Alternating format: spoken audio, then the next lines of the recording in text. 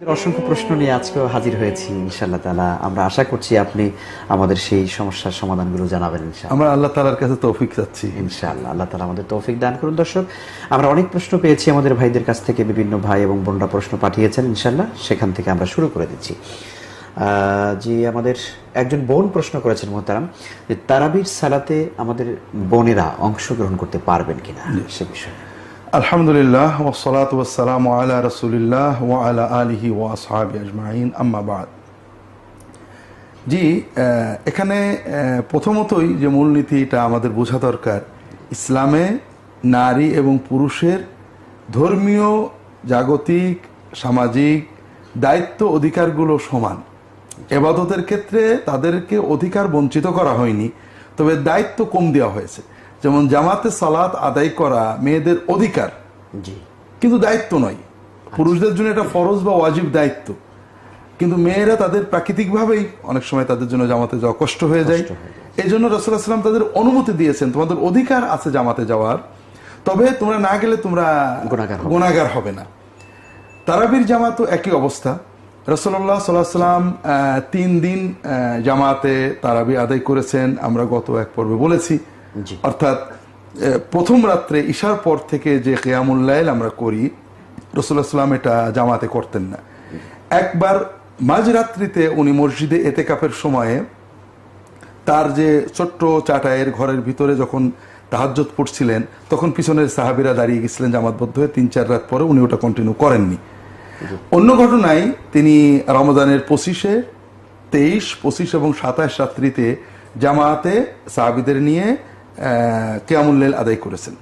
প্রথম রাত্রিতে প্রায় রাত 11টা পর্যন্ত, পরের রাত্রিতে রাত 12টা পর্যন্ত, পরের রাত্রিতে প্রায় 3টা পর্যন্ত, সাহারি পর্যন্ত। এই রাত্রিগুলোতে কিয়ামুল লাইলের সময় তিনি তার স্ত্রী এবং মেয়েদেরকে জামাতে আসতে বলেছেন, এরকম হাদিস শরীফে এসেছে। অর্থাৎ এই 3 রাতের কিয়ামুল লাইলের জামাতে তিনি আমার নিসাআহু ওয়া বানাতিহি এরকম শব্দ এসে তিনি তার স্ত্রী, তার কন্যাদেরকে জামাতে শরীক হতে বলেছেন। এরপরে আরেকটা ঘটনা আমরা আগে আলোচনা করেছি, যে উবাই ইবনে কাব রাদিয়াল্লাহু তাআলা আনহু তার বাড়িতে কিয়ামুল লাইলের জামাত কায়েম করেন, এবং সেটা মেয়েদের জন্য মূলত। কাজেই মেয়েরা জামাতে কিয়ামুল লাইলে হাজির হবে পুরুষদের সাথেই। মেয়েদের যে জামাতে থাকার যে ব্যবস্থা, পৃথক কাতার, পৃথক এলাকায়, যাতে সালাতের গাম্ভীর্য ইবাদত হয়, কিন্তু নারী পুরুষ একত্রিত হয়ে মানসিক কোনো অধৈর্য বা অশান্তির ফিতনা তৈরি না হয় সে বিষয়ে। এভাবে তারা তারাবির জামাতে রাসূলুল্লাহ সাল্লাল্লাহু আলাইহি ওয়াসাল্লামের সময় উপস্থিত হয়েছেন। এরপরে সাহাবীদের যুগে এসেও ওমর রাদিয়াল্লাহু তাআলা আনহু মেয়েদের জন্য ভিন্ন একজন ইমাম ঠিক করে দেন, তিনি তাদেরকে জামাতে কিয়ামুল লাইল পড়াতেন।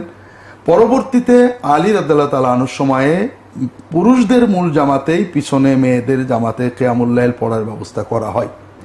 এই জন্য ইসলামের মূল নির্দেশনা হলো, মেয়েরা সমাজের অন্য সকল বিষয়ের মতোই সালাতের জামাতও পুরুষদের সাথেই থাকবেন।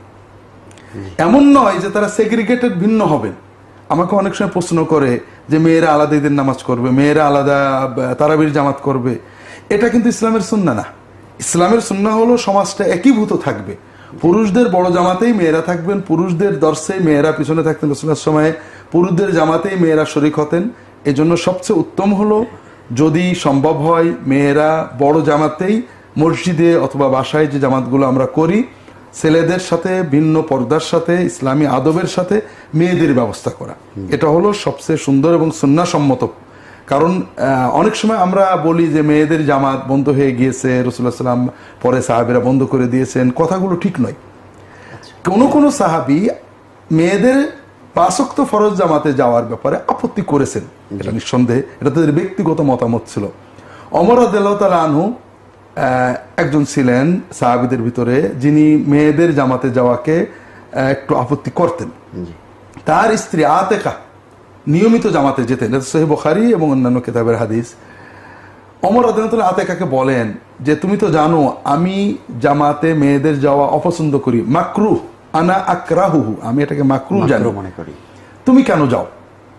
আতেকা বললেন, আপনি আমাকে নিষেধ করলে আমি আর যাব না, কারণ আমাদের জন্য জামাতে যাওয়া মুবাহ, বৈধ কাজ, ফরজ ওয়াজিব নয়। আর স্বামী যদি এই ধরনের ক্ষেত্রে কোনো নির্দেশ দেন, নির্দেশ পালন করা জরুরি। কাজে আপনি আমাকে আজকেই বলেন যেও না, আমি আর যাবো না। ওমর বলেন যে আমি কিভাবে তোমাকে নিষেধ করবো? রাসূলুল্লাহ সাল্লাল্লাহু আলাইহি ওয়াসাল্লাম বলেছেন, লা তামনাউ ইমা আল্লাহি মাসাজিদ আল্লাহ, মেয়েরা মসজিদে যেতে চাইলে তোমরা নিষেধ করবে না। তা আমি ওমর কিভাবে তোমাকে নিষেধ করবো? কিন্তু আমি অপছন্দ করি।